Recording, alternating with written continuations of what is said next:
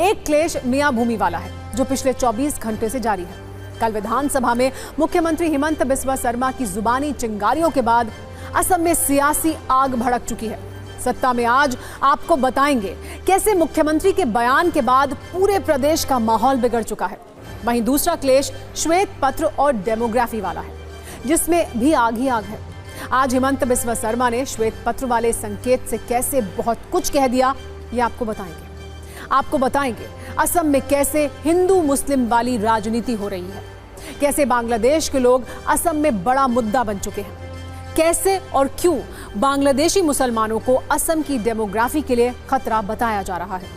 शुरुआत करते हैं असम के मुख्यमंत्री के मियां भूमि क्लेश वाले बयान के साथ, जो विशेष तौर पर मुसलमानों की राजनीति करने वालों को रास नहीं आ रहा है।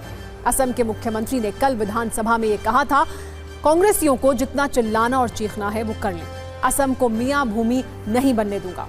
इस बयान की मारक क्षमता को समझिए, क्योंकि असम में मियां समुदाय वाले मुसलमानों की भी अच्छी खासी संख्या है। जाहिर है मसला वोट बैंक का है, डेमोग्राफी का है।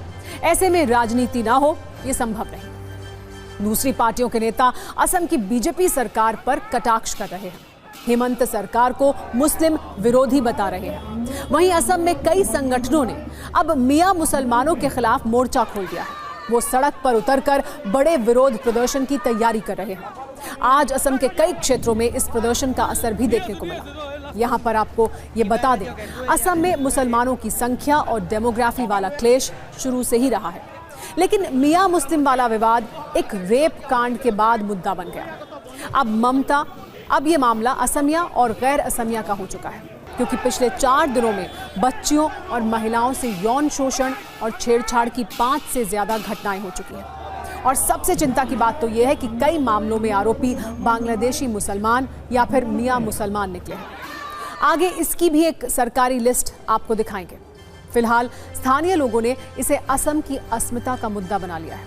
ऊपरी असम के 10 जिलों में मियां मुसलमान और गैर असमी लोगों के खिलाफ 30 संगठन हैं जो सड़क पर हैं। वो घर घर जाकर दस्तक दे रहे हैं। सिर्फ यही नहीं, शनिवार तक मियां मुसलमानों को असम छोड़ने की धमकी भी दे रहे हैं। वीर लचित सेना के साथ 30 संगठनों के कार्यकर्ता प्रदर्शन कर रहे हैं। इनमें स्थानीय मुस्लिम संगठन, ऊपरी असम मुस्लिम कल्याण परिषद, असम सम्मिलित मुस्लिम परिषद भी शामिल है।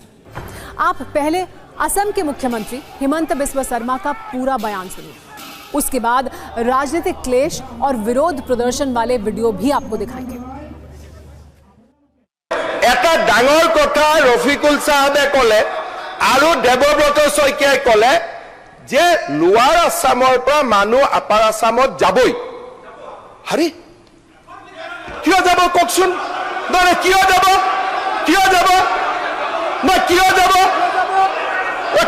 আপোনালোকে কওক। তাৰমানে আপোনালোকে গোটেই অসমখন ল'বই।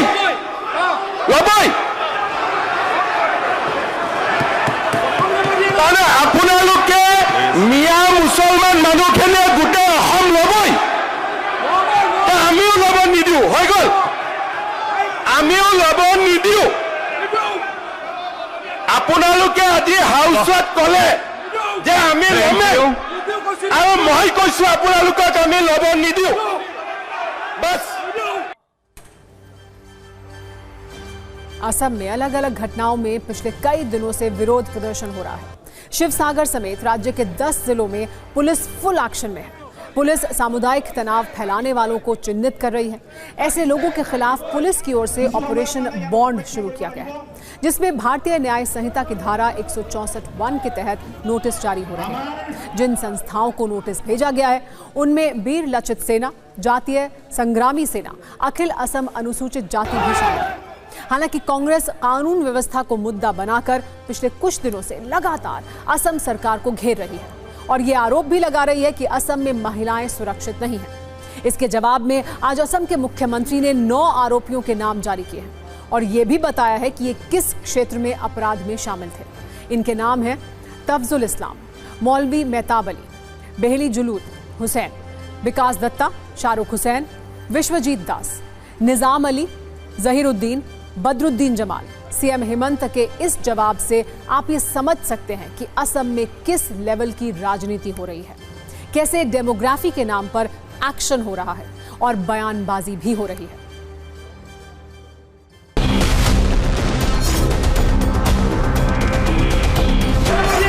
আপোনালোকে মিয়া মুছলমান মানুহখিনিয়ে গোটেই অসম ল'বই, আমিও ল'ব নিদিওঁ, হৈ গ'ল। हिमंता बिस्वा शर्मा नए संघ में गए हैं, भाजपा में गए हैं, तो उनको अपनी वफादारी साबित करने के लिए संघ के प्रति ज्यादा मेहनत करनी पड़ रही है। करने दीजिए मेहनत, लेकिन भूल जाते हैं वो कि उन्होंने संविधान की शपथ ली। बहुत गंभीर विषय है और आज से नहीं, जब असम एकॉर्ड हुआ था उस जमाने से है। अफसोस की बात है कि पूर्ववर्ती सरकारों ने इस विषय के ऊपर कोई गंभीर प्रयास नहीं, बल्कि इसको बढ़ाने का प्रयास है। क्या उनकी जुबान, उनकी भाषा, उनका भाव इस किताब के पन्ने के अनुरूप है?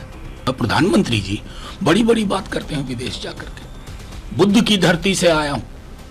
ये बुद्ध की धरती की जुबान है जो वहां के सीएम बोल रहे हैं। अब क्यों हिंदू और मुसलमान, आप क्यों जाति और जाति का साथ संघर्ष लगाने के लिए, युद्ध लगाने के लिए, सिविल वार लगाने के लिए क्यों कोशिश कर रहा है? तुम बंद करो ये सब। तुम फेल हो गया के। Problem with Himanta is that Himanta spreads hate. Himanta doesn't want to rule or serve the people of Assam. He wants to be the topmost hater who is good towards RSS. Assam has never accepted this kind of politics. Assam में मियां मुसलमान के क्लेश वाला मुद्दा आज और भी ज्यादा गंभीर तब हो गया जब असम के मुख्यमंत्री हिमंत बिस्वा शर्मा ने श्वेत पत्र वाला बयान दिया। उन्होंने बाकायदा प्रेस कॉन्फ्रेंस करके बताया कि असम में सरकार श्वेत पत्र लेकर आ रही है, जिससे ये प्रमाणित होगा कि असम के 28,000 पोलिंग बूथ में से 23,000 बूथ में डेमोग्राफी बदल रही है। आप असम के सीएम का श्वेत पत्र वाला पूरा बयान सुनिए, उसके बाद यहां बदलती डेमोग्राफी वाले आश्चर्यजनक आंकड़े आपके सामने रखेंगे। We are bringing a white paper. How circle level, if possible polling booth level, how demography is changing in Assam. So that people at large realize the challenges. Yesterday I told in the Assam Assembly that by April or May we are bringing out a comprehensive white paper that how Hindu majority area, the Muslim population is increasing and there is absolutely communal harmony. अब आपके मन में ये प्रश्न उठ रहा होगा कि श्वेत पत्र क्या होता है और इसके जरिए क्या मतलब निकाला जाता है। आमतौर पर श्वेत पत्र एक सरकारी दस्तावेज है। इसके जरिए सरकार अपनी नीतियों और उपलब्धियों को हाईलाइट करने का प्रयास करती है। सरकार के अलावा कोई भी कंपनी या संस्था श्वेत पत्र ला सकती है। देश की राजनीति में भी श्वेत पत्र और काला पत्र वाले आरोप प्रत्यारोप लगते रहे हैं।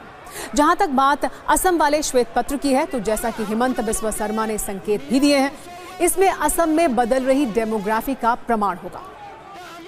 असम सरकार के श्वेत पत्र में जो भी होगा सत्ता में समीकरण के साथ हम आपको समझाएंगे, लेकिन आज जो शब्दों को हम डिकोड कर रहे हैं, एक ही मियां मुसलमान और दूसरा असम का डेमोग्राफी, इसे हम कुछ कहानियों और आंकड़ों के साथ आइए आपको समझाते हैं। पहली बात असम में मियां मुसलमान की।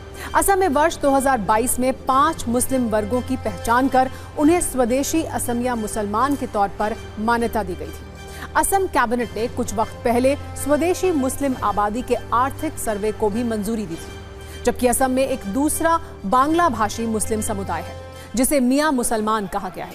असम में इसी मुस्लिम आबादी पर विवाद होता रहता है। सरकार आरोप लगाती रही है कि असम में पड़ोसी देशों से मुसलमान आ रहे हैं, और आज जब हिमंत बिस्वा शर्मा ने एक बार फिर खुलकर कहा कि वो असम को मियां भूमि नहीं बनने देंगे, तो फिर ये विवाद एक बार फिर बढ़ गया।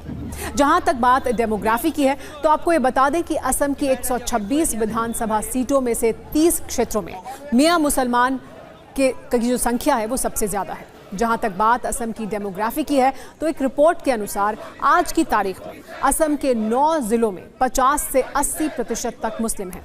बारपेटा, करीमगंज, दारंग, मोरीगांव, नौगांव, बोंगाईगांव, धुबरी, हैलाकांडी और गोलपारा बतौर असम के मुस्लिम बाहुल इलाके हैं। कहानी सिर्फ इतनी नहीं है। मध्य और निचले असम में बदली हुई आबादी के आंकड़ों को आप ऐसे भी समझ सकते हैं कि इन क्षेत्रों में 45 विधानसभा सीटों पर मुस्लिम वोटर्स का अच्छा खासा प्रभाव है।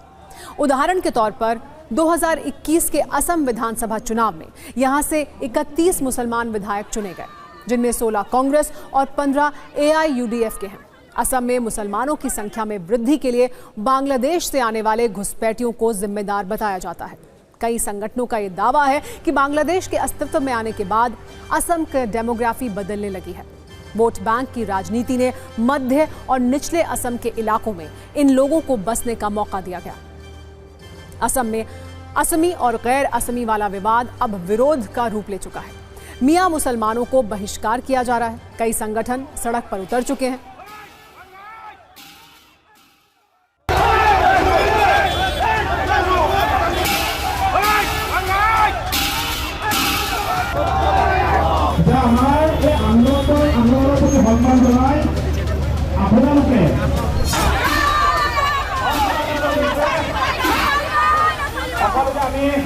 और 24 घंटा बांधि दिसु गए 24 घंटार भीतर उजनी राज्य क्षमा नुसुधे व्यवहित गाड़ी व्यवहित जी माछ आछे माछसमूह क्षेत्र किन्तु आमी बंध কৰিবলৈ बाध्य हम।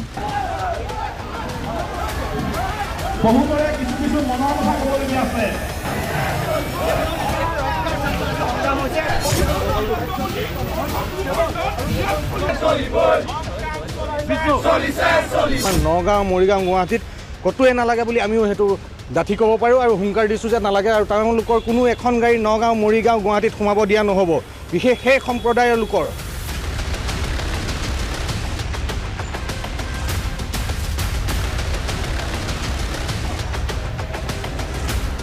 কোনো অনা অসমীয়া ব্যক্তি যি অসমীয়া বিৰুদ্ধে কথা ক'ব পাৰে, অসমীয়াৰ বিপক্ষে কথা ক'ব পাৰে, তেওঁলোকৰ বিৰুদ্ধে বীৰ ৰাষ্ট্ৰীয় থানাৰ সদায় কাৰ্যসূচী অব্যাহত থাকিব।